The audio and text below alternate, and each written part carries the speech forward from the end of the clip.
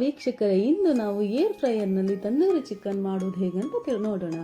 ಮೊದಲಿಗೆ 1 kg chicken ತಗೊಂಡಿದ್ದೀನಿ.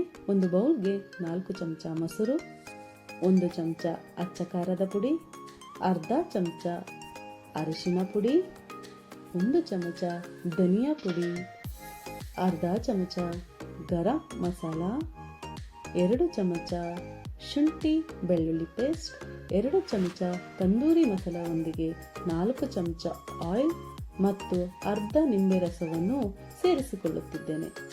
ನಂತರ ರುಚಿಗೆ ತಕ್ಕಷ್ಟು ಉಪ್ಪು ಹಾಕಿ ಚಿಕನ್ ಅನ್ನು ಸೇರಿಸಿ ಅರ್ಧ ಗಂಟೆ ಮ್ಯಾರಿನೇಟ್ ಆಗಲು ಬಿಡುತ್ತಿದ್ದೇನೆ. ನಂತರ ಏರ್ ಫ್ರೈಯರ್ಗೆ ಸ್ವಲ್ಪ ಆಯಿಲ್ ಅನ್ನು ಸ್ಪ್ರೆಡ್ ಮಾಡಿ ಮ್ಯಾರಿನೇಟ್ ಆದ ಚಿಕನ್ ಅನ್ನು ಇಡಿ. 20 ನಿಮಿಷ ಬೇಯಲು ಬಿಟ್ಟರೆ ರುಚಿಯಾದ ತಂದೂರಿ ಚಿಕನ್ ಸವಿಯಲು ರೆಡಿ. ಈ ವಿಡಿಯೋ ಇಷ್ಟವಾದಲ್ಲಿ ಲೈಕ್ ಅಂಡ್ ಸಬ್ಸ್ಕ್ರೈಬ್ ಮಾಡಿ. Thank you so much.